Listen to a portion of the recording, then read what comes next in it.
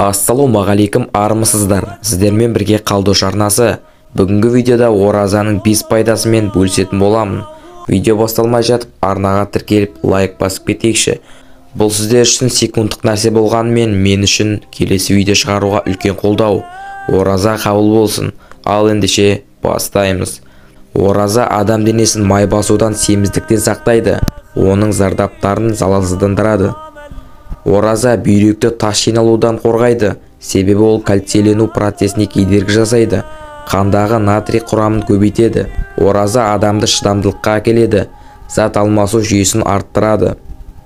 Ораза адамды тәрбиелейді, аузын тыйып жаман ойлардан аулақ қылып, өз нәпсімен күреседі. Ораза тұту қандағы қант үлесін барынша төмен мөлшерге түсіруге үлкен септігін тигізеді. Себебі ораза ұстаған кезде адамның ұйқы безі демалады.